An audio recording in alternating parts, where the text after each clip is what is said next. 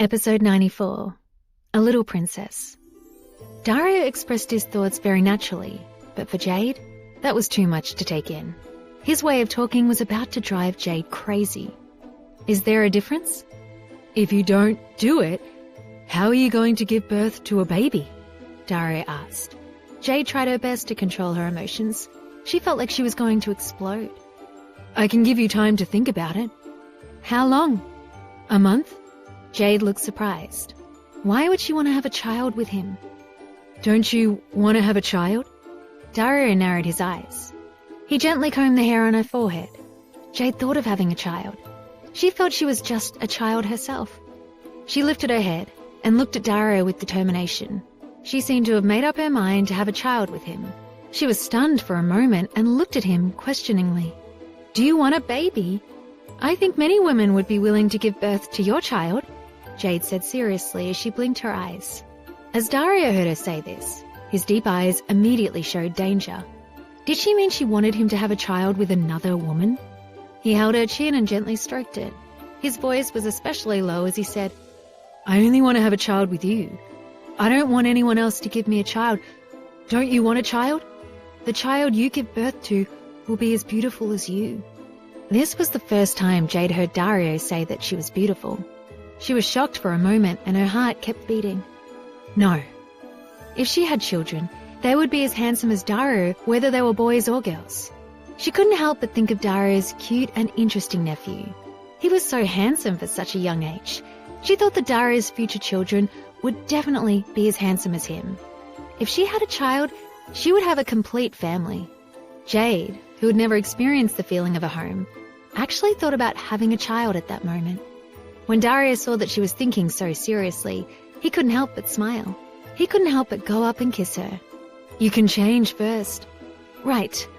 Jade had been very nervous since Dario left. She had never thought that Dario would ask her to change her mind. Was he sincere? After Jade changed the sanitary pad, she was about to take the sheet to the wash when Dario pulled her over. What are you doing? Washing it, Dario said as he grabbed the sheet. No need, I'll wash it myself. There's still a stain on it. Jade stared at the marks left by her on the bedsheet. She was so shy that her face was almost red. She wanted to take back the sheet but was held back by Dario. He wouldn't give it to her no matter what. You shouldn't touch cold water or work when your period comes. Lie down properly. Also, don't wash your hair for the next few days. When you go to the bathroom, wash your hands with warm water. You can't eat anything, Dario ordered coldly. Jade heard him and couldn't believe it. How did he know more than she did? When she heard his instructions, she suddenly felt warm in her heart. In the past, when it came to her period, no one cared about her. Suzanne Winslet never cared about her at all and would even make her sweep the floor. But Dario cared so much for her. If she were to say that she wasn't moved, she would definitely be lying. It's fine, I'm used to doing it. She knew that he was good to her, but it embarrassed her too much to let him watch this kind of thing. That was in the past. From now on, you are not allowed to do it. Do you understand? Dario spoke to her in a domineering tone. Then he went to the balcony. He started to wash the sheets very carefully, especially the dirty places. Jade watched from the side. She felt it was strange, but she couldn't say so. Are you so good to everyone? You really are a good hubby. No matter who you marry, you will be so good, Jade suddenly said sourly. He had said that he wanted her to marry him because he needed a wife that he liked. But if he met someone he really wanted to marry in the future, he would definitely treat that woman better. When Jade thought of this, she felt a little jealous. I wouldn't marry just anyone. He put the sheet in the washing machine before he dried it. While the washing machine was running, he turned around and carried Jade to the bed. Didn't I tell you to lie down and to not come out? Did you not hear me? Jade hugged his sturdy body and she immediately felt extremely relaxed. Dario carefully placed her on the bed. He warned, You are not allowed to come down. I'm going to make breakfast. After a while, Dario very kindly brought breakfast in to feed her. He even took a bowl of red fruit juice and made her drink it all. Jade felt that she was as spoiled as a little princess. After she finished, she felt a slight weight on her stomach. She looked down and found it was Dario rubbing her stomach. What are you doing? Jade looked at him in surprise.